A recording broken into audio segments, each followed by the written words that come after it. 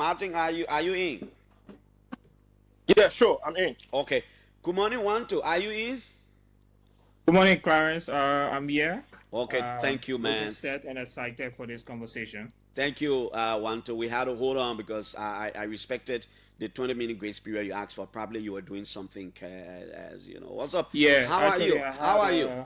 I had a SU photo shoot this morning. Yeah, you sent me the video. I So, saw it. Yeah. okay. But generally, how's everything? Everything is good. It's an exciting space. I'm looking forward to this conversation. I've always been looking forward to this conversation. Like I always tell you, Clarence, intellectual conversation in a discourse as such on governance, on a security issue, foreign policy, and like the plethora of issues we have in Liberia is a critical hallmark of democracy. I believe that we must have a discourse that is profounded, honest, objective, and driven towards the genuine facts. So when you offer this platform, I was excited about it, and I'm so excited to see how we can go through it. Okay. So thanks to the both of you, both Martin and Wantoe, for accepting our invitation to come here. Now, the discussion we're about to have is not about a show of intellectual strength. Well, it depends on how your both supporters will see it or how people follow the show will see it. I sent you the different topics we'll talk about. We'll talk about the economic. I will ask you specific questions. We'll talk about security and the rule of law. We'll talk about roads, infrastructure, including roads. We'll talk about governance in totality, but with specificity in some issues. And then we will talk about foreign relations. Now, the way we do the show, I will not allow any of you to intercept the other person until we get to a stage where I ask for counter.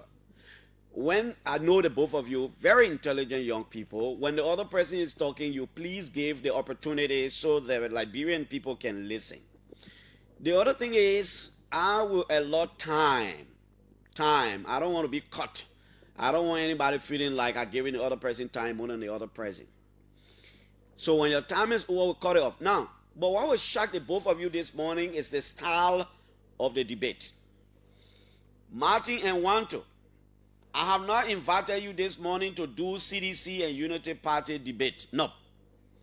I have not invited you to talk about why didn't George Weah do, what is Boakai doing, what is Boakai not doing, what did Ellen Johnson Sirleaf do, what did the Unity Party government do, what did the CDC that is not the style of the debate this morning. Now, I want the Liberian people to get your personal perspectives about the governance of the country, not necessarily party issue.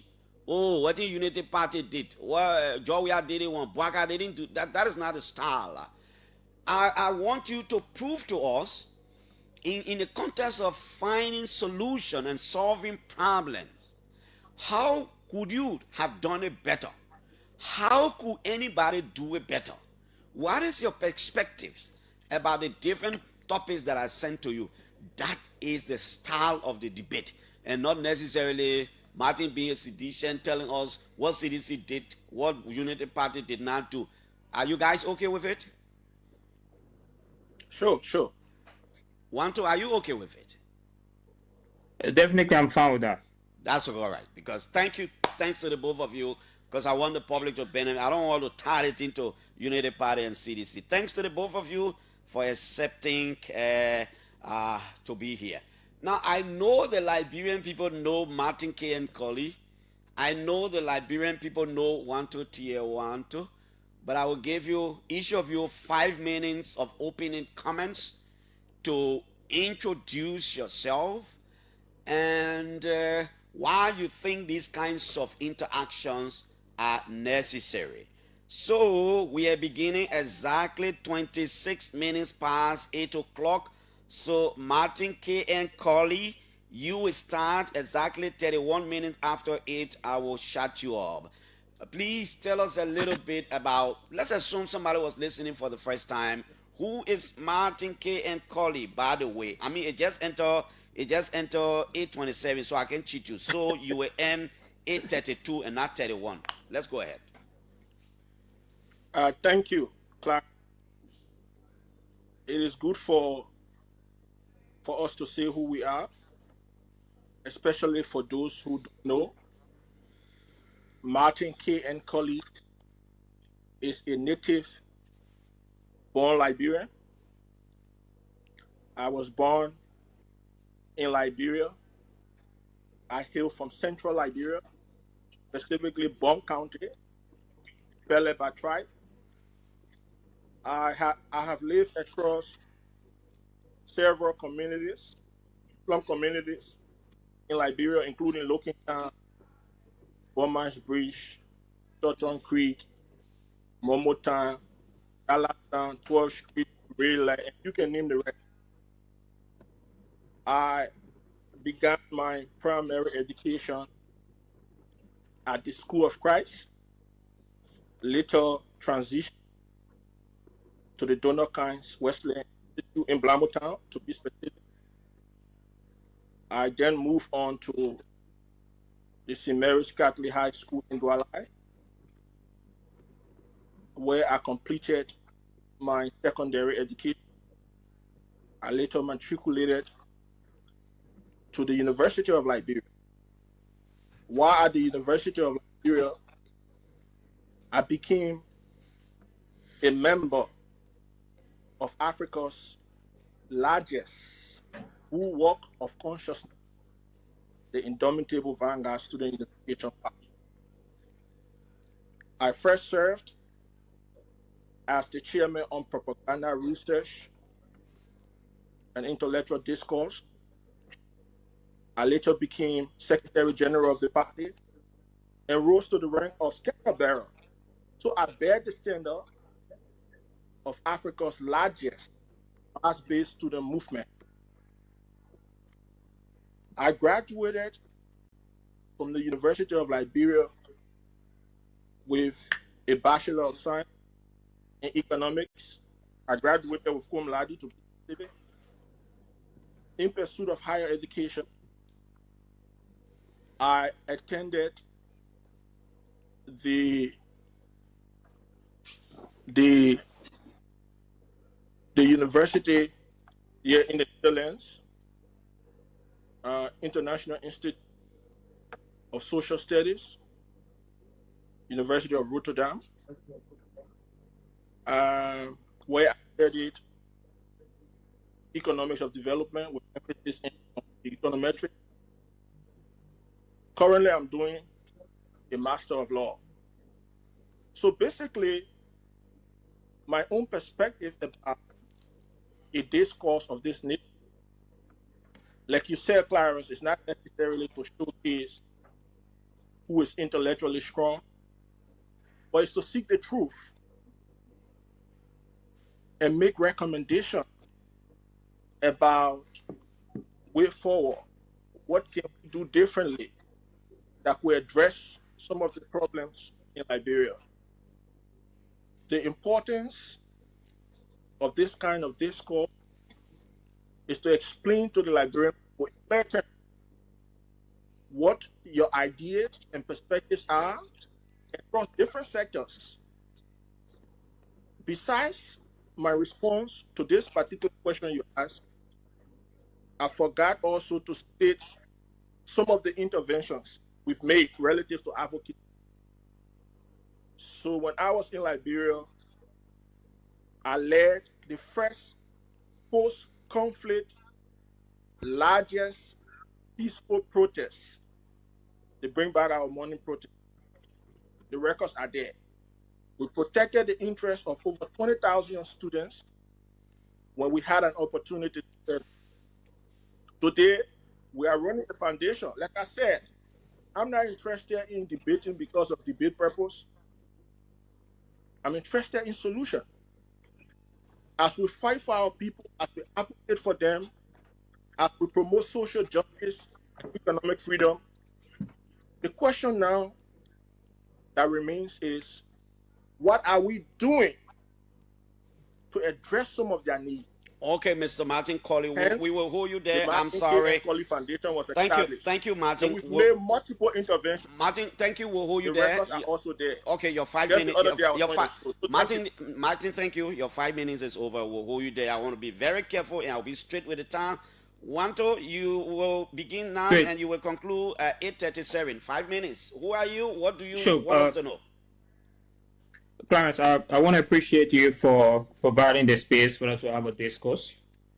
I like the tone, which is profoundly based on policy recommendation. But also in providing policy recommendations is also critical to set the record straight on recommendations and what we intend to achieve. I've never ever been a complete party stalwart who don't believe in the truth. I've had multiple conversations with you and I provided numerous recommendations on policy issues. So my name is Wantoe. I am a hill between Grand Cayman County and Nimba. My dad is a Nimbanian from Bogampa, and my mom from Grand Cayman, predominantly living in Waterside. I grew up in the slums of People United community on 20th Street. At a very early age, I was engaged in advocacy. I served as the chairperson of the Liberia National Children and Youth Advisory Board, which predominantly focused on advocating for the right of children and women. Part of what we've done with that, under President we led the largest anti-rape protest in Liberia that made President Weah to declare rape as an emergency, which holistically led the entire country to stand up for the protection of women and children. I now serve as the president of the Oxford Student Union postgraduate, representing over 13,900 postgraduate students at the University of Oxford by election. And so on that premise, I would like to openly state that all of the opinions that I express here is my independent opinion. It's not driven by my role as a postgrad president at the University of Oxford. Just to make that clarification very significant for this discourse. I've completed a master in public policy at the University of Oxford. I'm now at the verge of completing my second master in comparative international education at the University of Oxford. I did my undergraduate in New York with a bachelor in public policy and triple minor in communication, education, and history, graduating with a magna cum laude. We are definitely at a crossroad, and I think this is why this conversation is very critical. It's critical because we need solution-driven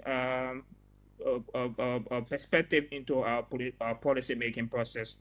We need independent thinkers. We need honest and objective, rational Liberians who are leading the space of our intellectual discourse. And hence, we think that hypocrisy is the most important challenge that we have in our political discourse.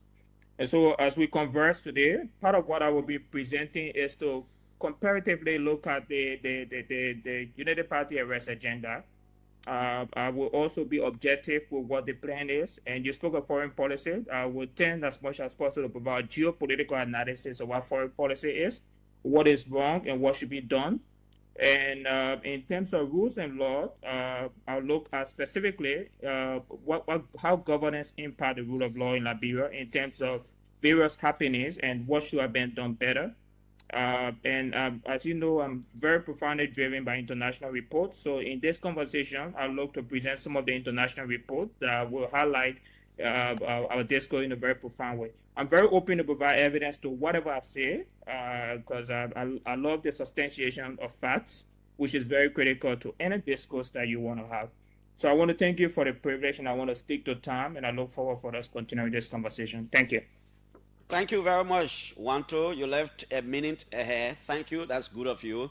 Thanks to Martin Kollie too, who ended, and we had to cut him off. So we'll move on. Like I said, I sent each of you the topics of what we'll be discussing.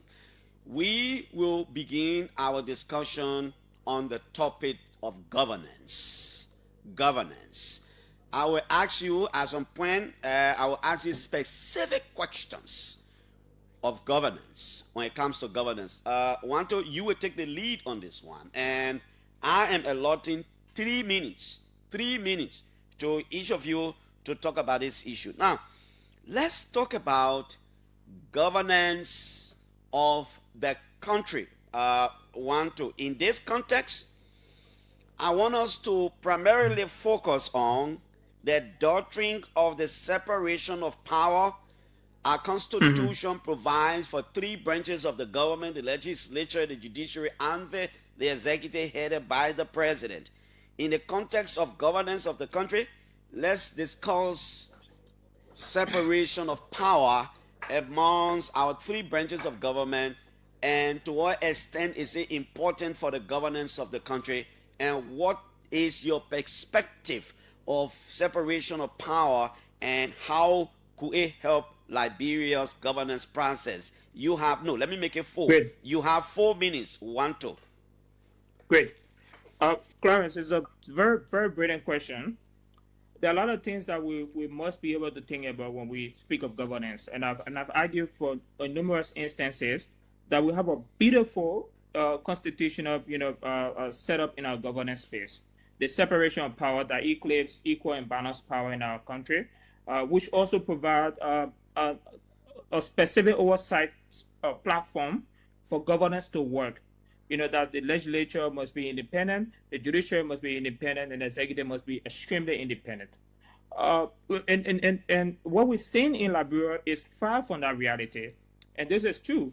We're seeing evidence of the increasing rate of abuse of rule of law.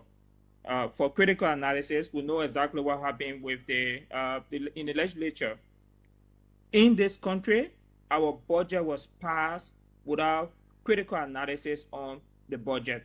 Legislature controlled the budget done nicodemously without any extreme radical process that is driven toward independent analysis. And the reason why I say this is because governance must only work when there is extreme oversight. Governance must only work when there is independence. And governance must work when the president protects the rule of law in all dimensions as possible. In this country, the Supreme Court blatantly stated that the legislature was completely Nicodemus in the passage of the budget analysis. We also saw the abuse of rule of law with the majority bloc. In fact, the president said that he's going to work with a quorum, sidestepping the legal rule of law from the Supreme Court. The second aspect is the independent report. We've seen accountability process on decision making without involvement of the legislature. Just yesterday, Clarence, the passage of $1.8 billion was being pronounced by the U.S. Embassy, not by the government of Liberia, by the U.S. Embassy. Currently, as we speak, the legislature, some members of the legislature are now, complaining that they are not aware of that negotiation. According to our law, critical passage of concession agreement must go through the legislature. We've seen international report that criticized the United States Accountability Report stated that the government of Liberia is now involving open accountability and governance process. I've shared that report with you before and in our last conversation.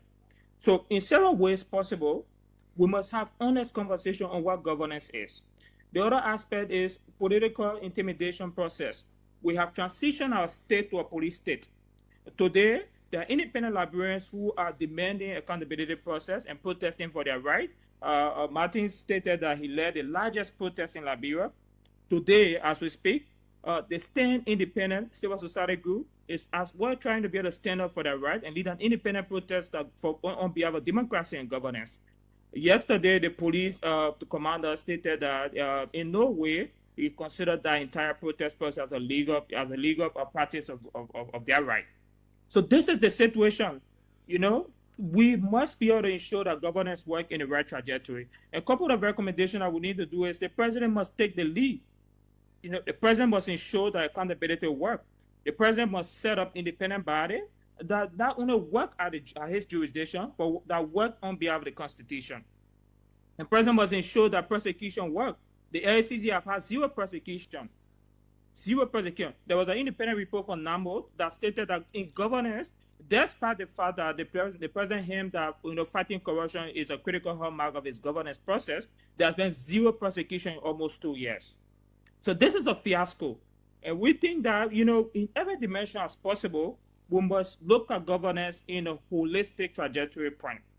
The other aspect that I definitely want to be able to add to this conversation is that government must also work with accountability. In both the legislature, I'm sorry, in the executive, in the judiciary. Wantoe will hold you there. You've exhausted your 4 minutes. Wantoe, thank you so much.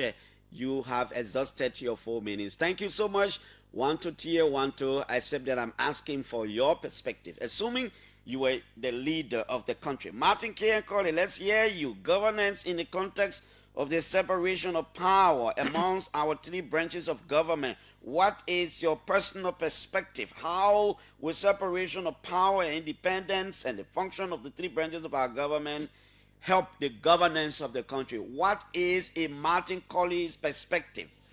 4 minutes. Thank you, Clarence. Before I can provide my perspective, I would just like to correct Comrade Wantoe. I did not say I led the largest. I said I led the first largest post-conflict protest. Is different from a large. Martin, you got some connection issue.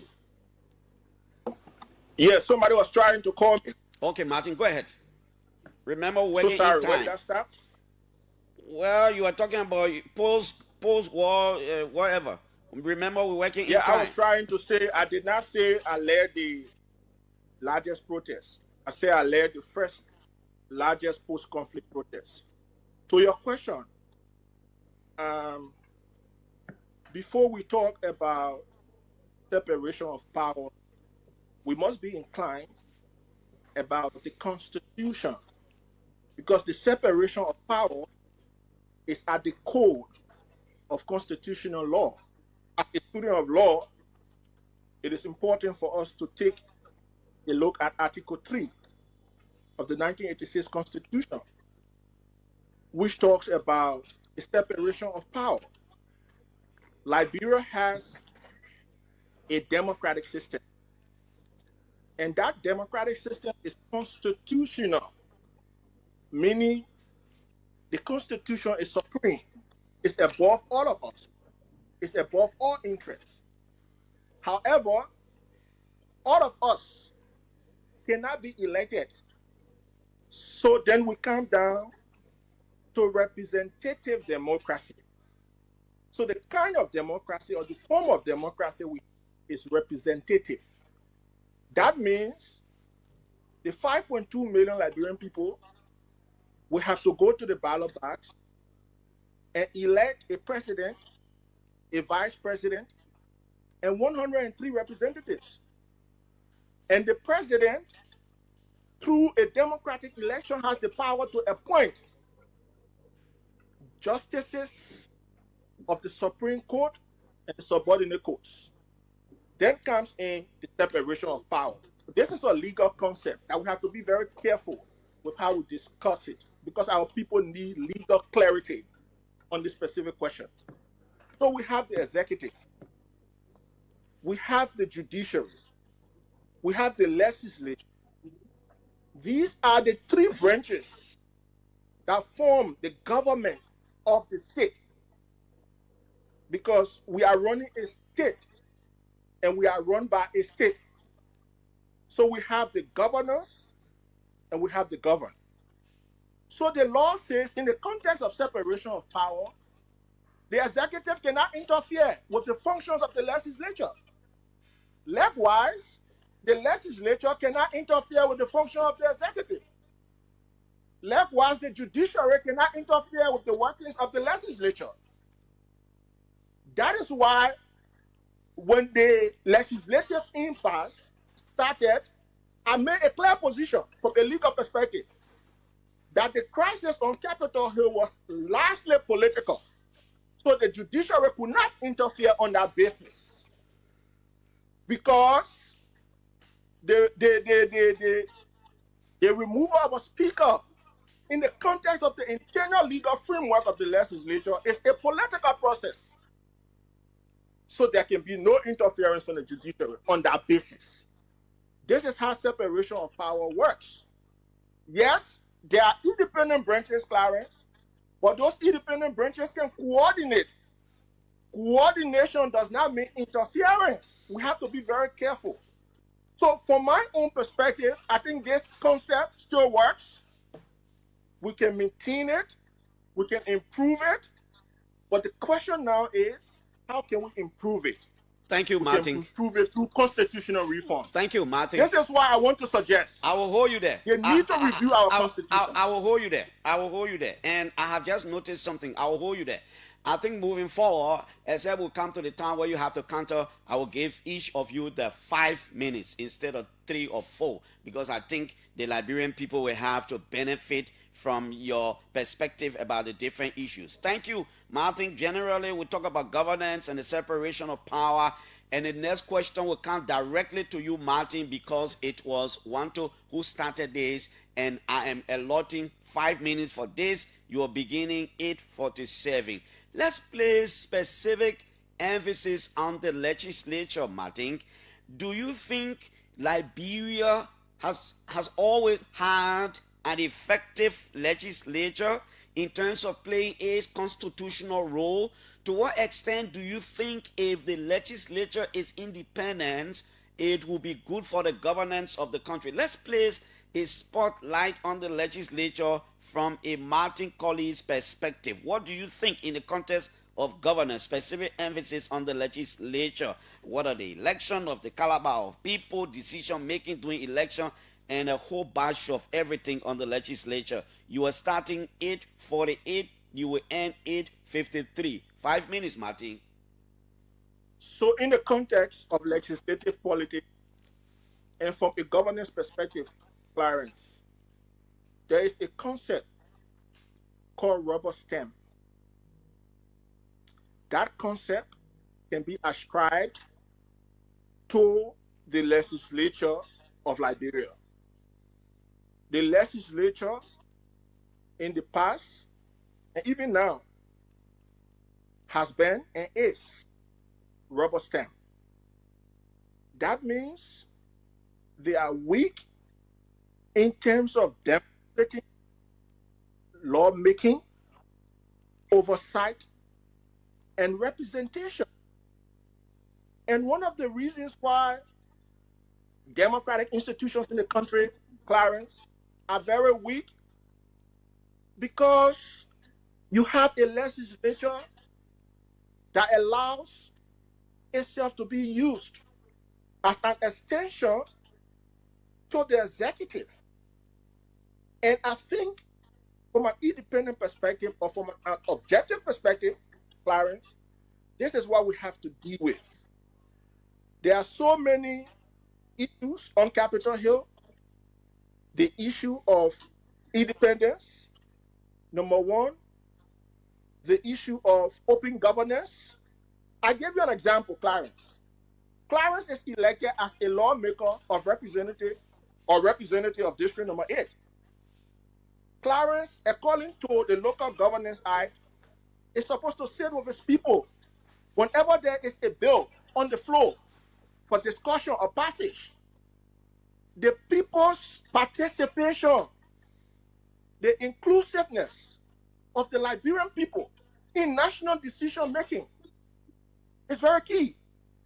But what happens on Capitol Hill, they decide for themselves, no consultation, no coordination with electors or constituents. Any bill that comes on the floor, they decide. And this is unfortunate. This is not democracy. The only reason why you are representing us is because all of us cannot represent ourselves. Because we operate under a system called representative democracy. So we must elect one person from our district to represent all of us. So you are privileged to serve. It is not a right to be a representative or a senator. Unfortunately, a lot of them, I don't want to indict everybody, because there are some good lawmakers who are striving towards the need to protect public interest. However, a bulk of them do not care about the interests of the people. And you can see it visibly in the national budget. The national budget says it out all. When they are about to pass the national budget, there is no public participation. They increase their budget. At the moment, Clarence, the legislature alone, in just 24 months, has spent over 108 million United States dollars. When the Liberian people are jobless, over 90% of them are jobless. But we are spending over 108 million on a legislature of 103 lawmakers. Is that fair? That's democratic violence. That's economic abuse. The people elected you to protect their interests. So the first step is, from a Martin Kollie perspective, we need legislative reform on Capitol Hill. I think we have to start looking at probably education level as well. No disrespect to people who didn't go to school. But if you look at the background or the origin of legislature, it comes from the French word parler. Parler means to speak. Before you speak on policy issues at the legislature, you must be inclined. Okay, Martin. Inclination comes with enlightenment and education. Thank you, Mr. Martin Multi-side. K. and Kollie. To conclude quickly. Martin, I'm sorry. Sorry. Your 5 minutes is over. We're not going to allow you to conclude. Martin Kollie, thank you very much for discussing governance from a legislative perspective. I will have one more question when Wantoe gets through. Wantoe, let's talk. You listen. Let's hear your 5 minutes. Sure. Yeah. I've made my opinion very clear when it comes to the legislature. I think I've had more than 3 different shows specifically on the legislature. But let's start with clarification. I disagree with Martin Kollie when he said when he highlighted that we'll keep the disagreement. We're coming back before we leave. Governance. No, it's just a clarification on the legislature. Then I'll analyze. It's not. Okay, not a big disagreement. Because the reality one minute. Because before we leave governance, I will come back there to to ask you as to whether some of the things each of you say is a reality and how do you respond? It's not. Clarence, it's just a very go ahead, which is very important. Your time is going. Go ahead. Yep. I agree. We do operate on a check and balance system, but check and balance does not argue for total separation, as Martin argued. While Article 3 of the Constitution provides co-equal branches of each of our government, I think it's fundamentally wrong to assume that there should be no interference in our entire process. Article 34 of our Constitution provides the legislature the power to provide common defense, security in the Republic of Liberia. But this common defense is also initiated with the president. The judiciary is also subject to legislative influence. Article 72, judges may be removed by impeachment by the legislative function. There's nowhere constitutionally that checks is considered interference. And check and balance is not used as a pathway to challenge exactly the situation like that. What we are speaking about in the legislature is a fundamental abuse of power. A fundamental abuse of power, the promotion of illegitimate governance process that to some extent challenge the idea of governance that we want in Liberia. And when you provide us a space to talk about governance, is how is governance working in terms of the protection of the rule of law?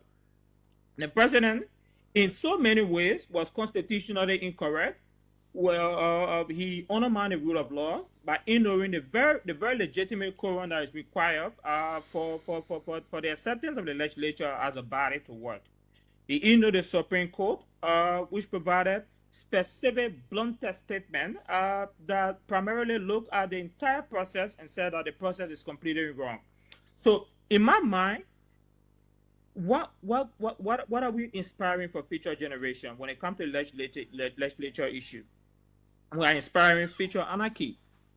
We are inspiring a space where the legislature can at will, abuse our constitution on some prerogative perception of political expediency. And this is the reality. This is the reality. The second aspect here, this is the pattern when it comes to the abuse of the legislature. There's a very interesting case. Article 5, Section 22 of the Central Bank of Liberia law outline legal process for removing the board member and for also removing the central bank governor. We saw in this very country, the Central Bank of Liberia governor was removed. He challenged the process, and the country lost almost 300,000 plus in court proceeding. He will pay his benefit because the entire process was done without following our constitution. So this is the reality we are speaking about. So in my mind, Clarence, like I said from the beginning, governance was work only because it's part of our constitution. Governance will work because we don't want to inspire future anarchy. Governance must work because we want our country to be driven by the rule of law. You know, we could also be able to argue on other trajectory of governance that we're seeing. Beyond just the Central Bank of Liberia, we're seeing also the turning law. The president blatantly violated the turning law to ensure that he satisfied his curiosity by putting in cronies in governance who, to some extent, supported a political process. This is evidence-based as well. Today, the LTA, the guys who are leading the LTA today are acting. So these are the conversations that we should have, but it should be driven on the basis of fact. We should not sidestep the reality to say, oh, you know, because there's separation of power. Thank you, Wantoe. The president should be left on the I want to hold you there. Thank you, Wantoe. Except that Wantoe, I will want us to focus more on our personal perspective about governance. Let's assume we were president of the country or we are in charge. What would we have done differently? What is our personal perspective other than just maybe making an example on George Weah or Joseph Boakai? What do we understand about governance of the country? How will we have done it? What do we envisage? What kind of future we want? That is the perspective I'm talking about. But Martin, that Wantoe took exception to your context of separation of power in the context of the legislative politics and what have you. You know, do you agree with him? 2 minutes on this one. I fundamentally disagree. I think his divergence is flawed. His misunderstanding of separation of power is glaring. The first thing is, Clarence, separation of power is not the same as check and balances or check and balance. These are two distinct concepts. They have different meaning, different contexts, different application in the context of the law. Separation of power simply means we have three different units: the legislature, the executive, and the judiciary, and they have their own functions. For example, the judiciary interprets the law, the legislature makes the law, the executive enforces the law. I think his misunderstanding of the two different concepts is the fact that probably he's reading from a paper to respond to your questions. But the point I'm trying to make, Clarence, when you talk about check and balance, you're talking about the capacity of one of these units to perform oversight. Let me give you an example. Yes, the president has the right to appoint his cabinet, say, for example, Minister of Finance. But the same law says the legislature has the right to cite the Minister of Finance and even hold him in contempt. That is the basis of check and balance. The legislature can check through its oversight function to ensure that members of the executive are in compliance or full compliance with the law. So separation of power is quite different. Okay, Martin, we'll hold you there. 2 minutes. No. No, Clarence, 1 minute, please. No, please, no, 1 minute. no, sir, no, sir, No, no, no, sir, no, sir, no, sir. Which I want to nip in the bud quickly. No, sir. Your 2 minutes is over, sir. When I provide additional time for each of you to counter, there will be a time for counter. I just want you to respond because Martin took Wantoe took exception to something you said. Let's move on. Our final question on governance. Then we move on, especially in the context of the legislature. This is the final question on governance. Then we move on. Don't worry, you will have the time to counter before we open the last. Now, under our laws, it is the function of the executive to negotiate and explore means for opportunity for concessions in the country. It is the function of the legislature to rectify, to debate, and these kinds of issues. 1 to 5 minutes, the same 5 minutes. Now, in the context of signing mineral development agreements or development agreements in Liberia, as far as the legislative function is concerned, what is your perspective? What is best practice? What do you think has always been missing from Liberia? What is the standard? What are we missing? What could you have done? What are your recommendations to do it better? 5 minutes. Great. Hello, Clarence, are you hearing me? Very well. With this question, I'd like to start with a very interesting statistic, which is very critical, because we're operating on a plan. I know for sure you've read the United Party plan. The United Party provide a very incredible plan, and kudos to the government for creating that. The objective is to increase GDP from 6.5 billion to 6.5 billion by 2029. The second objective is to reduce unemployment by 5.9%, and to also ensure manufacturing and agricultural GDP growth increase to 5.97 respectively. All of this process of economic revitalization will be driven only by honest concession agreement.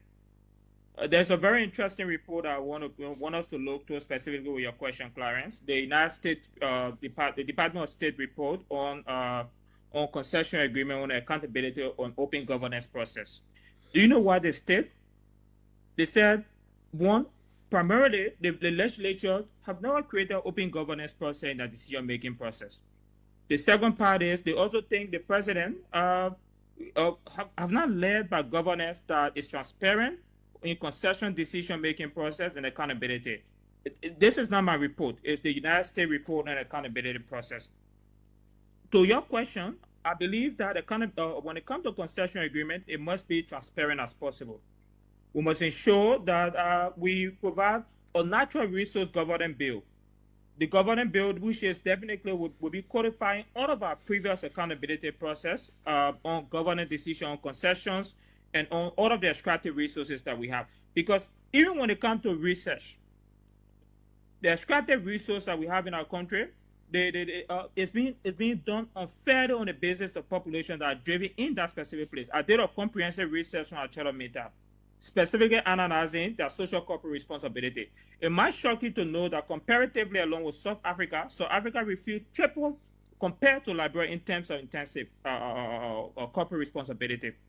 So there's a lot that we must do. Just yesterday, the government of Liberia signed an accountability bill with HPX. When the government came into power, they stated that there were 5 billion concession agreements signed with HPX. That was being posted by a lot of supporters of the government. And I'm not saying this to be able to say to put the government on fire, but what I'm trying to point here is a lack of accountability even in decision-making process when it comes to concessions. Yesterday, that process was done without legislative oversight. So in my argument, I believe that when we argue for separation of power, we should also argue for fair and balanced process and decision-making process when it comes to our concession. The third aspect is that we must ensure there is fiscal responsibility. We must ensure that there is fiscal responsibility. Fiscal responsibility. Oh, Wantoe. Do we have you, Wantoe? Martin, are you there? I'm here, Clarence. Wantoe, are you there? We lost Wantoe. Wantoe, are you back? We lost Wantoe. This is the OK Morning Rush. We are having a discussion with Martin Ken, Kollie, and Wantoe Teah. Wantoe was on the line. Wantoe left just 2 minutes to end, but he's gone off the line. Wantoe, are you back? Yeah, are you hearing me? Yeah, Wantoe, go ahead. Great. So in terms of recommendations, when I spoke about transparent contract negotiation and disclosure, I definitely mean that our contract should be made as per the extractive industry transparency initiative standards. And we know what those are.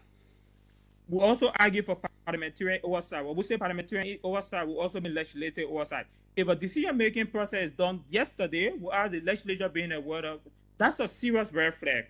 We must ensure that all of our contracts are subject to legislative ratification.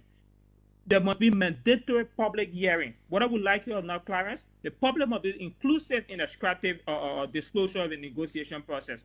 And I'll tell you for real, the deal that was signed yesterday, the Liberian public had no understanding of that deal. Even up to today, we don't have a single understanding of that entire 1.8 billion being communicated to the U.S. Embassy. The other aspect, the first fiscal term, we have a unique budgetary space. I've always advocated that we should introduce a progressive taxation and royalty scheme on our extractive resources. And the reason why I say this, in South Africa, currently there is a royalty scheme on our extractive process. Because they exert a royalty scheme on our extractive process, the public receive more in terms of infrastructural support. They receive more in terms of social corporate responsibility. Unfortunately, here in Liberia, we don't have a space where we can be able to have royalty scheme in our public hearing. So in terms of fair and fiscal term, Liberia is far behind, far behind. So the environmental and human rights compliance is also another thing that we should look at. Currently today, climate change is a critical issue around the world. Thank you. The environmental protection agencies in thank Liberia, you, thank you. It's exactly 8 minutes after 9. You've exhausted your 5 minutes. Wantoe, thank you so much. Martin, Kollie, let's hear your perspective. Legislative oversight, signing of agreement in the context of transparency and inclusivity and all these things. What is Martin Kollie's perspective? 5 minutes. Thank you, Clarence. I just want to make a few corrections. It's in your 5 minutes, yeah? Quite frankly, it is a display of wide ignorance for anybody to say the executive has signed a deal with HPS. The deal is still a proposal. The executive has no authority to reach any agreement with HPS without legislative ratification. We have to understand these simple concepts. Otherwise, we could smell the repetition of the government unfairly. And I don't think that's the purpose of this conversation. The second thing is, for my colleague across the table to say there is no natural resource law, then it means probably he's reading from a prepared text. Now let's go to concession and concessionaires across Liberia. It's important for our people to understand these things. The first thing is the economy of Liberia is to a larger extent dependent on inflows, FDIs, foreign direct investments. This is why you have a lot of these M&Es, multinationals, including concessionaires in Liberia, Aquila Muta, BHP Billiton, Golden Veredum, and all of them. Now, the question of how do we manage our natural resource is dependent on the enforcement of the laws that we already have on the book. For example, we have a 2002 mining and mineral law. We have the National Investment Law. These laws regulate the concession companies. You know, so we do have laws. But my fundamental difference with past and current administrations is the enforcement of the laws we have on the book. I gave you for an example. Look at Western Cluster. The law says concession agreements should operate, or concession companies should operate under MDAs, Mineral Development Agreement. But Western Cluster still operates under an MOU. It is a violation of the mineral and mining laws of Liberia. No concession company should be operating under an MOU.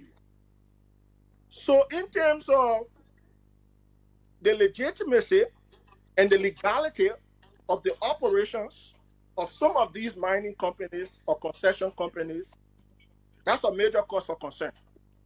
And I think we need a national conversation around concession and natural resource management.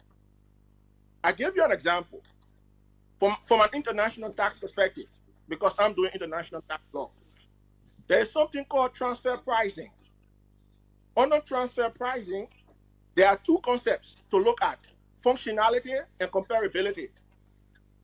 And under these concepts, what these MNEs usually do, multinationals, I'm talking about concession companies, they shift profits to countries with lower tax regimes. And this is why the other day, Clarence, I argued and suggested to our government, we have to take a real look at our tax regime because we are not getting our fair share from our natural resources. These companies are shifting profit because to understand the transfer pricing framework, you have to identify value, where value is created. The second thing is where profit is being shifted. The tax regime in Liberia, the tax rate is very low. What accounts for that? Who accounts for that? Say, for example, I listened to the boss of the LRA the other day. He said, relative to tax break or tax holiday, we are losing over 300 million. Why are we giving tax holidays, tax breaks to concession companies? On what basis? What's the economic or the macroeconomic rationale of that? Who justifies that? Over 300 million is almost half of our national budget. So relative to concessions and concession companies, we have to do a comprehensive review. If you look at one of my technical papers I wrote to President Boakai, I was calling for a review of all concession agreements across the country. So from a Martin Kollie perspective, we have to look at all concessions and identify some of the corporate compliance gaps. Thank you. We can name a lot of them under the concept of PPP. Thank you, Martin. No, thank you. Clarence, 1 minute. Thank you, sir. Thank you, sir. Martin, thank you. I like the conversation, Martin. 1 minute. No, you're not providing any clarification. Gentlemen, what we do, just note, just keep all your clarifications. There'll come a time for it. I don't want to confuse this conversation. It is flowing, and I'm having the public impression. I'm having an impression from the public that everybody's enjoying what we're doing. So just keep all of your counters. We'll come back there. Thank you very much to you, Martin and Wantoe, for your answers to the topic governance. But I want to let you know that with you, I will announce to the public, I will plan with you and maybe announce tomorrow, we need to do a reduce of the show because we might not be able to absorb all of the topics today. That's what I've just noticed. So it's good to get it clear. Now, let's move to the next discussion. Probably maybe we'll end here. Or if time permits, we'll go to something else. But let's come to the economy of the country. Somebody would say the real bread and butter issues. It is the economy of the country. Every day, those of you who are student of economics and student of public policy and everything, we talk about the economy of the country. We talk about the elements of economic development, all these kinds of things. Martin, we are beginning with you on the economy of the country, Martin. Do you think there are sufficient indicators at the moment, or have there been any time in our most recent political feature there are indications that our economic development is on track? Martin, from your perspective, what do we need to expand? What do we need to increase our budget to be in the billion? The Liberia Revenue Authority have got an ambitious plan to do so. From your perspective, we'll ask specific questions on the economy, but generally, Martin, how do you see the Liberian economy? What do we need to do to grow our economy? 5 minutes. Thank you. Thank you, Clarence. This is an important question, especially for policymakers and technicians. I would like to begin off by saying our economy is still vulnerable to internal and external shocks. Economists who say exogenous and endogenous shocks. And the reason is very simple. We are import-based, we are aid-dependent, we are food insecure, and you can name the rest. From a Martin Kollie's perspective, I would love to see our economy shifting from an import base to an export base. Because at the moment, to a certain extent, the government is is doing its best to stabilize the economic outlook or the macroeconomic outlook. We are now at 5.3% in terms of growth, according to the IMF, which is good. If you want to look at whether your economy is heating or overheating, you look at something called the output, the economic output, the GDP, the gross domestic product of the country. And you look at the growth as well. We are around 5.3% according to the IMF, which is good. However, you mentioned the issue of bread and butter, which is better. I said the first is good and the second is better. So I used the comparative degree, transitioning from the positive degree. But it would be best, the superlative degree, for us as a country to diversify. You talk about the LRA. From a Martin Kollie perspective, I would like us to broaden our tax base. I gave you an example. Let's take the mining sector as a case study. Do you know, Clarence, the number of illicit miners in that country? They are not tax registered. Imagine had the government roll out a program using technology and other technical capabilities to tax register all of the illicit miners across the country. Do you know that our revenue would jump from 850 million to 1 billion plus? A lot of businesses, not only illicit miners, especially in the artisanal sector, businesses in our country are operating illegally. So the first thing we must do to address the issue relative to economic progress is to broaden our tax base. Let's register more businesses. When we register them, we can monitor them, we can compel them to pay taxes. The second thing is we need to reevaluate the tax holidays given to most of these concession companies.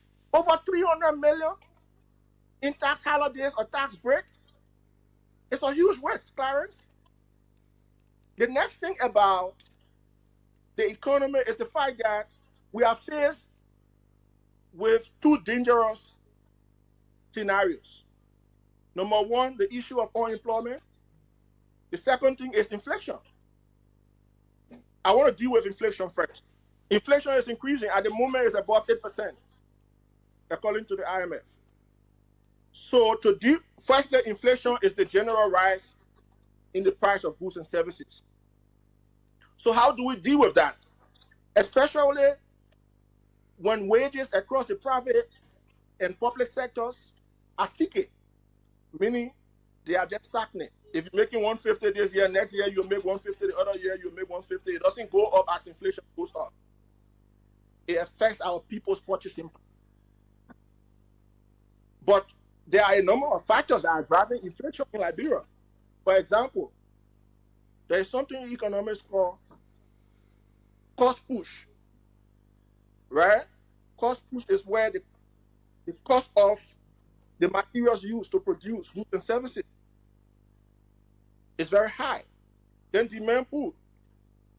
So the thing is, more people are demanding goods and services, the price will go up. Exchange rate volatility. These are basic challenges across the economy of the country that we need to address. Thank you. How do we address them? Thank you. That we need to address, Martin. That we need to address. Thank you. Thank you, Martin. Your 5 minutes is over. Wantoe, Teah, Wantoe, we'll give you 5 minutes. The economy of the country. Are we better off? What can we do to improve the economy? What do we need to shift? You heard him talk about his 5 minutes. Let's hear your 5 minutes from your perspective. I definitely agree with his outlook on the opinion that the economy is definitely not at the best. I just a low correction. The IMF current statistics is not 5.10. Is rather 5.3 according to 2025 economic performance from Liberia. That is the real GDP growth from Liberia, 5.3%. Well, this is a very important conversation, and to analyze this, I must be able to look at what we currently have as a holistic national plan. So here is what to know, Clarence. The macroeconomic goal for the current government, GDP growth, is to be able to improve our current GDP growth to 6.5 billion by 2029. That is a very wide increase. The GDP per capita growth objective is to increase it to 23.6% increase. That is a Unity Party arrest agenda. The objective also is to target unemployment from 5.9 to 5.0%. And even the FDI inflow that Martin spoke about, the objective of the government is to be able to ensure that it is at 563 million, which is 18% growth. Even our budgetary growth and investment, the government look to provide up to 2.5 billion. Interestingly, almost a lot of our plan rely on foreign investment, which is government only have about 30% contribution to the entire strategy. So this is a very critical situation, an extremely critical situation. And Clarence, to speak on the economy, we must be able to look at the current fact. How is our economy performing right now? And to do this, I was able to pull up the data for IMF. Our inflation and fiscal health is around 8.2%. Inflation remains completely volatile. The general government net borrowing is around 3.5% of our GDP. Government debt is around 56.5% of our GDP. Even our external shock is around 941 billion. That is the current account deficit, which is 18.2%. Unemployment, we have no data on unemployment, but as of current, if you go in Liberia, you see the increasing rates of unemployment in that country. When it comes to AI and digital preparedness and innovation, we are like 0.37% in terms of AI preparation. And we know AI currently is driving one of the best diversification of jobs. I do believe there's a lot of things that we must do. We must ensure we diversify our economy. I spoke earlier on the accountability process in our extractive resource. This is very critical because we have to ensure that rubber, iron ore, gold, agro-processing, digital services, and tourism can provide SME youth-led innovation. Ghana is doing that currently. The Ghana employment system is investing hugely in SME and youth innovation. We must ensure that we invest in digital infrastructure and human capital. Today in Liberia, we still arguing about ChatGPT.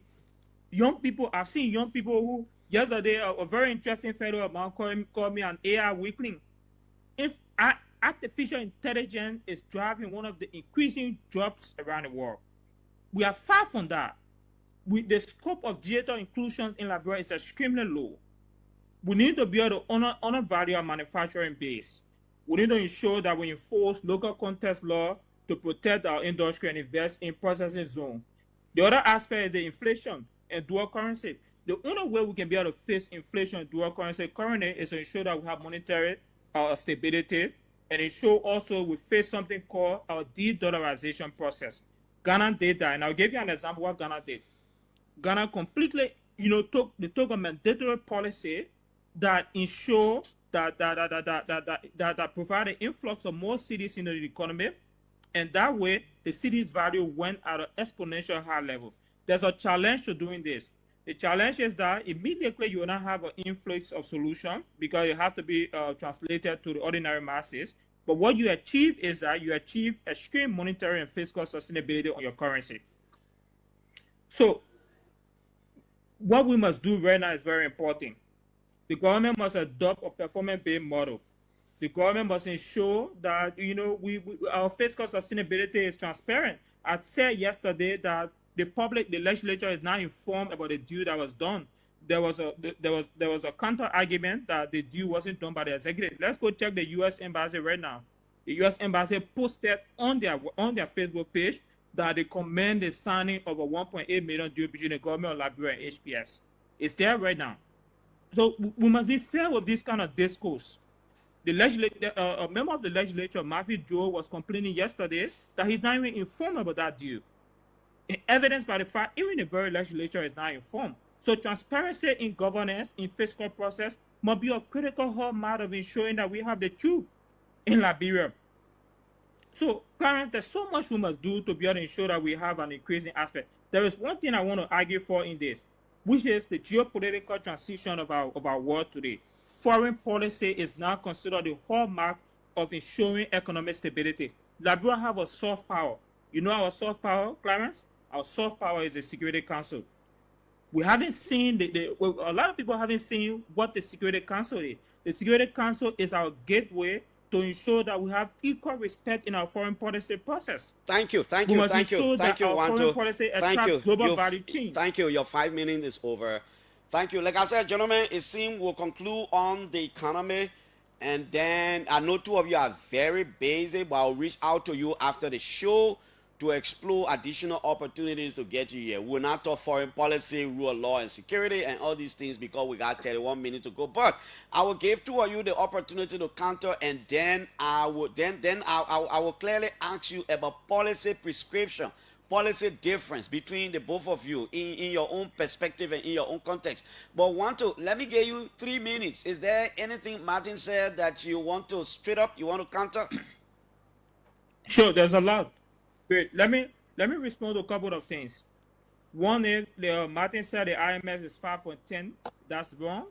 The IMF current fiscal GDP is 5.3. I will share the link with you after this conversation. The third aspect is Martin said that the president did not sign any concession agreement providing the paper text justification for it. I provide two evidence to this. The U.S. Embassy published yesterday that Liberia has signed a concession agreement with the U.S. With HPS. 1.8 billion due is currently on the U.S. Embassy, if I'm not mistaken on the figure. Our representative yesterday, Marvin Joe, highlighted that he's not informed about that deal. There was no legislative participation to discuss that deal. So Martin is in error on that as well. Now, here is what is important. What is important to know is that we are extremely at a very terrible crossroad right now. In this few minutes, let me just learn this aspect. Our debt in private sector, according to the IMF, is around 14.79% of our GDP. Except that I asked you to counter something, anything Martin said that you have problem You gave me 2 minutes, right? Go ahead. I counted 2 already. Go ahead. Great. So I can use my 2 minutes to provide information, right? Go ahead, sir. Great. Thank you. All right. So currently, we have an extreme terrible level of debt to private sector here, according to the IMF. The IMF highlighted that our macroeconomic stability is extremely terrible. We must ensure that we maintain single-digit inflation, and this is something I want to advocate for. We must ensure there is single-digit inflation in our country, which is an agenda by the government in the arrest agenda. They propose that we should strengthen central bank independence as well. But to achieve this, it means that we must also look at how our private debt is rising from 14.79% of our GDP from the IMF. The IMF also highlighted extreme high fiscal deficit and external imbalance in our country. And this is not me. So there's so much that we must do, Clarence. Even the unemployment crisis, what if we appeal for the increasing leverage of youth opportunity? We established something called the Scholarly Path Program. Our Scholarly Path Program looks to ensure that every year we have 150 Liberians leave from this country for school. This year we are currently working with a Global Scholar Program, which is a program currently being invested in Ghana. We believe that we must expand global opportunities in this country. Unemployment is terrible. And the economy will never work with increasing layers of providing sweeping jobs for Liberians. We must critically think. The last aspect is our soft power. Liberia has an opportunity gateway to the UN Security Council. There's so much we can be able to do with the Security Council, and that's something we have to be able to think about. We can have a whole conversation around the UN Security Council and the opportunity to provide. I've always argued that in this geopolitical age, Clarence, our only gateway is to ensure foreign policy provide equal respect, equal diplomatic engagement, and Liberia has all of the cards to be able to play. So there's so much we can be able to do in that leverage. Thank you, Wantoe. Martin, let's hear you. Anything Wantoe said that you want to counter? Clarence, the first thing is this is a widely monitored platform. I do not think it is a reading room. And also, as I sat and listened to Comrade Wantoe, I wondered whether Oxford of mathematics, you can say 5.10. There's nothing called 5.10. It's 5.10. The numbers after the decimal is 8.10. Furthermore, I did not say 5.10. You can play the recording. I said 5.3%.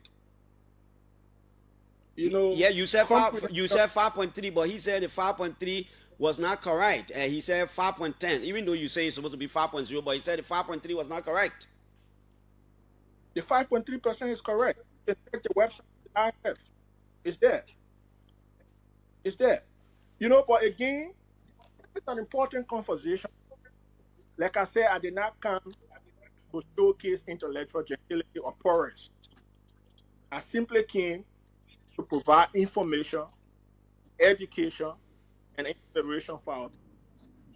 I listened to Wantoe, and he said, because he kept using the word inference.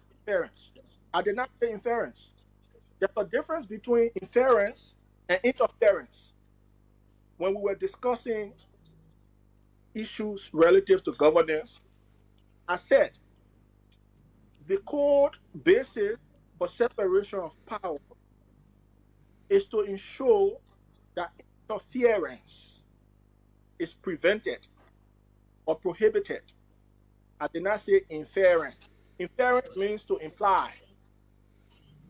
Interference means to intrude without permission or to influence a decision in the context of public policy or from a governance perspective. But here is the real issue. You know, Wantoe just talking about de-dollarization. Probably he doesn't even know. The economy of the country is dollarized. That means, let me break some things down quickly. When an economy is dollarized, it means you have more than one currency regime. So, for example, in Liberia, we have 2 currency regimes, meaning we have 2 legal tenders from an economic perspective.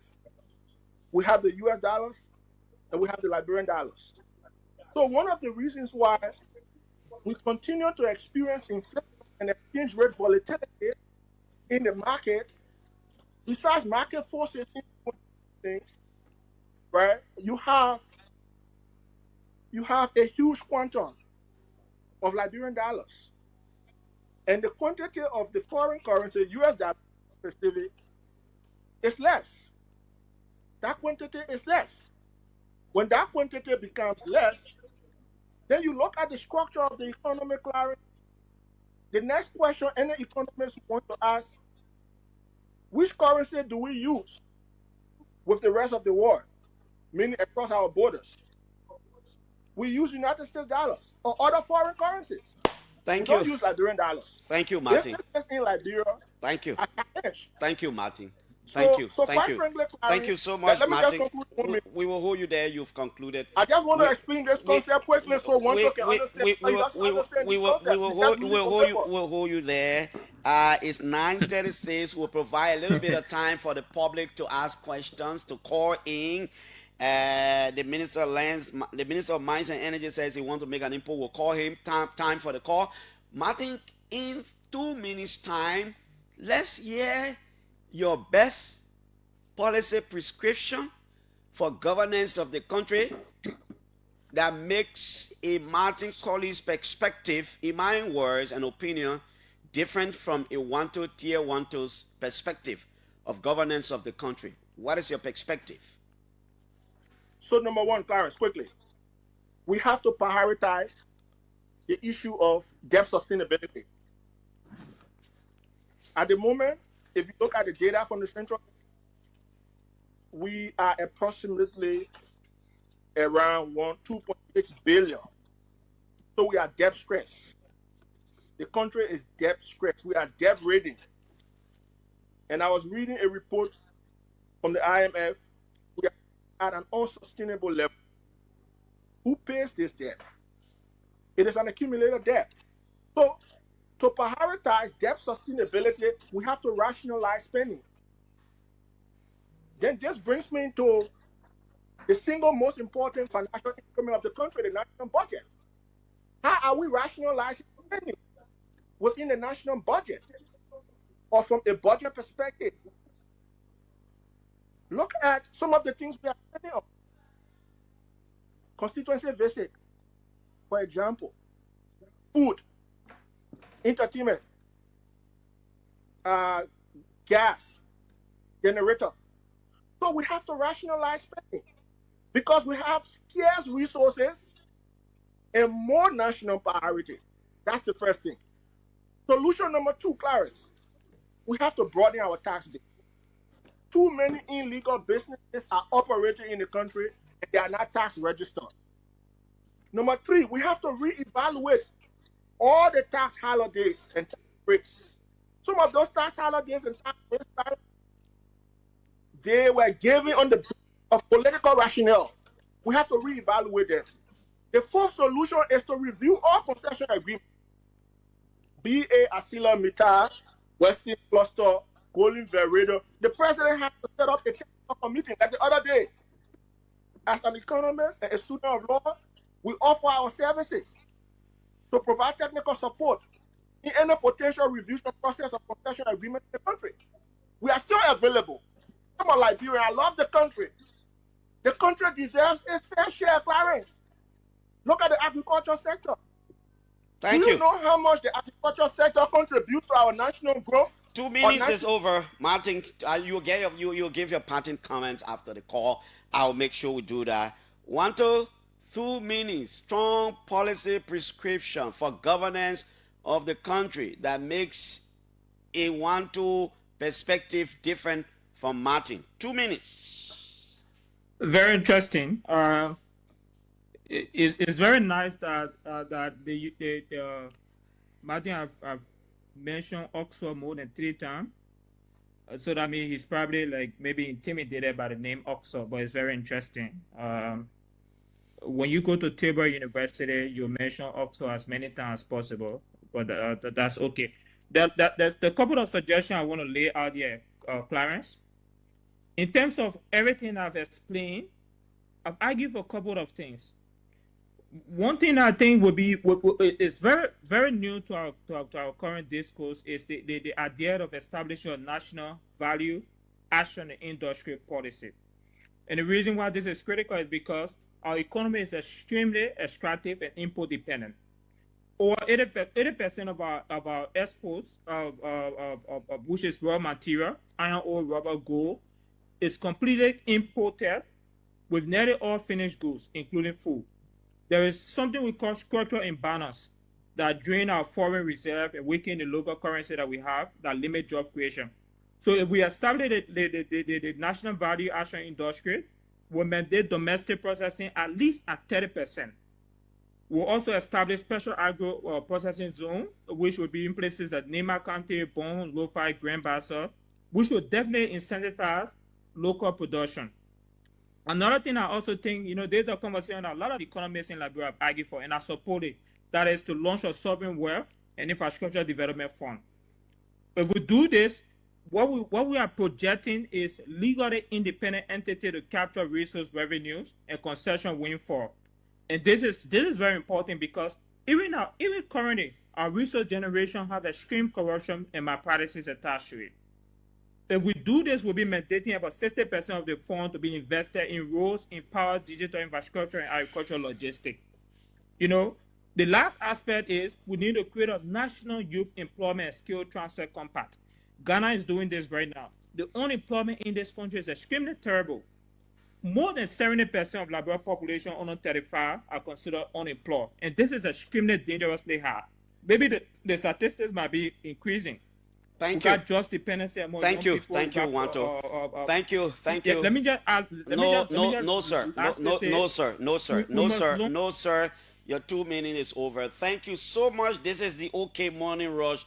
Wonderful contribution, or discussion rather, not contribution. Wonderful discussion. Martin, Kollie, and Wantoe, Teah, Wantoe. We'll take 10 minutes to hear from you, and then the rest of the 5 minutes will go back to them. I'll reach out to these guys for a reduce of this discussion, and trust me, we'll take your recommendations on how you think we can improve on the next round of the discussion. What we didn't do good, what you think we need to improve on, we are open to that because it makes it better. The Minister of Mines and Energy, Wilman Pay, is here. He wanted to say something. Mr. Minister, good morning. Let's hear you. Yes, good morning, Clarence. And this is something I rarely do, but I'm constrained to do it. I'm constrained to do it because I heard something that resembles a misrepresentation. A reference was made to a lawmaker who probably had said yesterday that the government signed an agreement with Ivanhoe Atlantic without their knowledge. I thought to provide clarity. And the reason I'm providing this clarity is for the audience, the wider audience, who may not be very, very involved with our governance process. It's good for us to respect the instruments of the state. The Constitution of Liberia, 1986, prescribe how contracts are formed, meaning how agreements that will commit the state to any other party or place some responsibilities and obligations on the state are formulated. What has been happening consistent with that constitution and with the Public Procurement and Concessions Act of Liberia is just the exercise of that authority that is vested in the chief executive, the president of the Republic of Liberia, who in exercising his power, a constitutional power, appointed an interministerial concession committee consistent with the PPCC Act. That committee is chaired by the National Investment Commission. And that committee for the past 18 months has been negotiating with Ivanhoe Atlantic, which many people call HPX, for access to our infrastructure, our real infrastructure. Yeah, Minister, I just wanted you to call it short. Probably we need to find your time so that we take other callers. I just wanted to clarify that. So at this early stage of negotiation, the legislature has no say in it. Okay. No say in it as lawmaker. So what Wantoe said there, in reference to that, I'm sure he didn't have the information. But Thank when you. Create the opportunity, we will come. Yeah, Minister. I would like you coming here on Thursday, but I will reach out to you and see your schedule. Yep. Okay, Minister. Thank you. I would like you reach here. So let's go. Let's take these lines. I'm giving at least 1 minute per call. Hello. Clarence, good morning. This is Maxwell Griswold. Maxwell, let's hear you. Generally, I think it's a wonderful conversation. I wish you had it for 2 hours. The two guys, they're very brilliant. You see, they are talking the story of a very poor country that cannot barely pay its debt, but gave almost 50% of what it's supposed to get in national revenue in incentives and concessions. It's a very sad story. Liberia is bleeding. And this is a real conversation we need for this country. Everyone wants to be a legislator. They get to parliament. They are funding for companies, giving frivolous concessions to the detriment of this country. We need to start naming and shaming some of these people. I wish we had 2 hours to have this conversation. Yeah, we actually had 2 hours, but Wantoe a little bit busy, so yeah. It is corruption in the formula of concession. It is corruption in the passage of all these incentives. For instance, you have a company, I will not call some of the names, but you have companies in the country importing their own gasoline, importing their own water, importing their own tissue. You give another company incentive for them to do, they are in local manufacturer or juice, so you say they should bring sugar. Thank you. All the sugar on the market is bought by that company. Thank you. That's just Thank you. terrible for Liberia. Thank you. But Thank you. for the Thank you. Let's conversation. go to the other line. Hello. Good morning, Clarence, and good morning to your studio guests. Good morning. This is Fodegawa, and I call you from New Georgia. All right, Foley. Clarence, let me tell your two studio guests thank you. I think they are proceeding well. The discussion is mature. It's all in the best interest of Liberia. It just, I like the clarification that the Minister of Mines gave. It's just that sometimes before you come up with any kind of conclusion or you want to have a say on the matter, you should know the in total, go and do a background checking, and then you have the say. Because myself, I read that thing from the MRC website. I don't think yet in my mind it is concluded. But I think Wantoe had it like it is done, and the government just did it unilaterally. I think there was a little problem, but at least the discussion is healthy. It will help to improve our. Thank you. Thank you. Let me take another call. This one from France. I'm sure Paris in France. Hello. Good morning, Clara. Frank Gibson, I call from Paris. Frank, let's hear you, man. Clara, I just want to thank those two brilliant gentlemen. You know, they are two of Liberia best, and I want to encourage them to continue. Yeah. But I just want to make a little bit clarity on what Martin said, that the agreement was not signed. I think the American embassy was very clear that they have signed a concession and access agreement. I have been trying to find the definition of those two words, a signed agreement and access.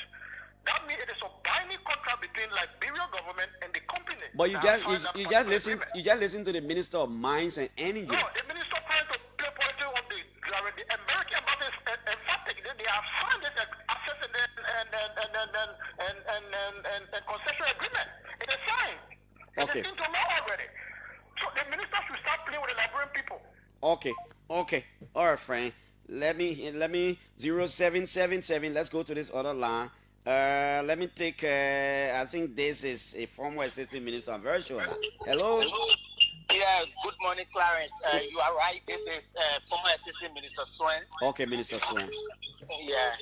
Clarence, let me appreciate your two studio guests. I think they are among the best young people we have in terms of brains. My contribution will go in the direction of how we improve our economy. Okay. I'm not an economist, so I will look at the mineral sector, for which I have some good understanding. It is in support of one of the suggestions Wantoe made in keeping with transforming our extractive industries from just extracting raw material and exporting them to the point where we adopt laws that will allow for certain portion or percentage of what is extracted go from the agro industry, from the mineral sector to be manufactured in Liberia. In my opinion, like this, we answer the question of how our money gets value in terms of just US dollar being difficult to access on the market, which impact the US rate. Okay, Swen. Also, what it does is that it creates more jobs. Okay, Swen. Thank you. We'll let you go. We're taking a foreign call right here. Hello? Do we have you here? Hello? Good morning. Good morning. I'm on the line. Yeah? Yeah, my name is Eddie Sapro Kollie from Spain. Yeah, Eddie, let's hear you from Spain. I must applaud the both gentlemen and just a caveat to them that they are the breast of our country, and the issue of going against themselves. Okay. All right. I think he was talking about them not going against each other. Hello? Good morning. Good morning. Yeah? Clarence? Yeah, you are live, please. We need to take other people. Oh, okay. So, Clarence, my name is Ahmed Lami. Okay, Lami. So, Clarence, hello? You are live. I just said that. Okay, so, Clarence, I'm listening to the conversation. The two gentlemen in studio, they are brilliant, and we want to applaud them for their remarkable deliberation. But the thing about it, Kelvin, Clarence? Yes, sir. The thing about it, we applaud Martin. I think Martin have a fair understanding into the governance process of this country, and it doesn't mean in a way that we are trying to reduce, let's just say Wantoe, but the thing about it, mounting is aware of the governance process. And let us just put it that way. At least. Thank you. Thank you. We get it. That's a final on it, sir. Hello? Oh, the network is terribly terrible, so we can't take it. I mean, the calls are just coming. We can't take everybody. Hello? Good morning. Yeah? Yeah, this is Mo Sharif from Carlton District 14. Sheriff, go ahead quickly. Yeah, let me appreciate your studio guests. They is extremely well. They presented well. Let me applaud that. I mean, despite from quality, those two young guys very brilliant. Thank you. The two young guys are very brilliant. Thank you. Let me take the final call. Hello? Oh, my word. I don't know what our local calls were like. Hello? Oh, my word.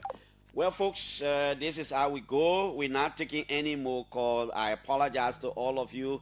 Honestly, we can't take all of the calls because it's not just possible. Wantoe and Martin, are you listening? Yeah, certainly. Okay. Wantoe, are you listening? Wantoe, are you there? Yeah, I'm here. Are you hearing me? Yeah, Wantoe, gentlemen, what do you think you share in common? Wantoe, what do you think you share in common with Martin, by the way?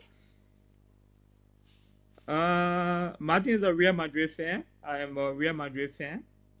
No, but in truth, I've always made this clarification. I have absolutely nothing against Martin. I've known Martin for years, very long time. When I was with the Liberia National Children Youth Advisory Board, we are just inherently interested in the discourse, and I think we need to be able to appeal for the rational space where we have this kind of conversation. And that's it. It's absolutely nothing personal. Thank you, Wantoe. Martin, anything common with Wantoe? Oh, certainly. We are Liberians. Yeah. We are young people whose interest is to protect the motherland. We are fans of Real Madrid.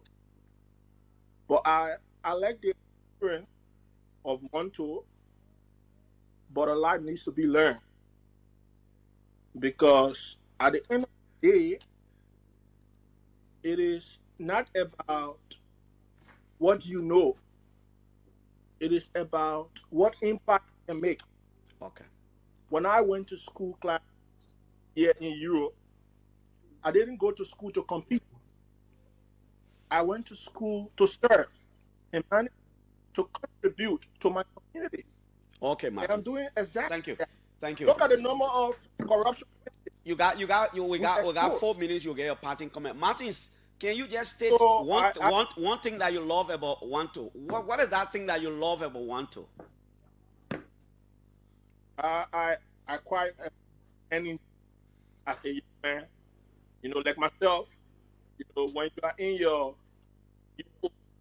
state, you are energetic to do more, to prove more, to show more. But where I have reached, our Clarence, the ultimate is for me. I didn't hear that thing that you like about him. I didn't hear it. Sorry, I came in broken. Yeah. I didn't hear that one thing you like about Wantoe. Oh, I was saying, I like his energy. Okay, his energy. I like his energy. When you are in the state of your youth, you want to do more. Okay. You want to show more. But where I have reached as a parent, I don't want to compete. Thank you. Go to school to compete. I don't want to compete. Wantoe, what is this one thing you like about Martin, man, by the way? Very interesting. The young man who challenged the entire country to public debate today say he don't want to compete. I have no personal issue against Martin, like I always say. I think I like his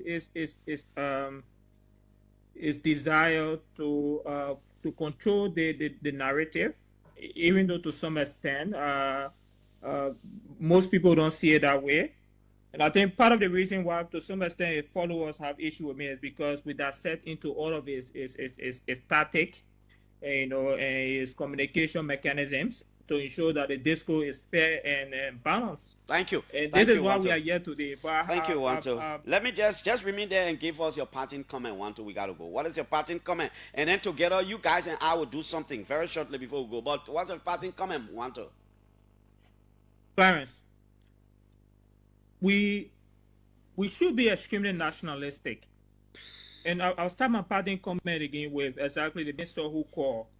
And the reason why we should be nationalistic and patriotic is because, Clarence, if truth and honesty is not at the hallmark of governance, we'll achieve absolutely nothing in Liberia. The Minister of Lands and Mines called, and he said the decision on the concession agreement is not finalized. Yes, the U.S. Embassy, Clarence. I shared this document with you. No, I read it. I read it this morning. You read it this morning, right? It said the U.S. Embassy welcomed the signing of a concession and access agreement between the U.S.-owned Ivano Atlantic and the government of Liberia. This estimated $1.8 billion deal is a crucial step toward President Bouaga's objective of developing Liberia's multi-user rail policy and securing new international investment. We have absolutely. Yesterday, I wish the president all the best on his trip to Washington, D.C. You know, I've demonstrated bilateral commitment to our public discourse. I stood and defended the current foreign minister when she was at the verge of being blackmailed because of her credential in Liberia. I'm on record for that.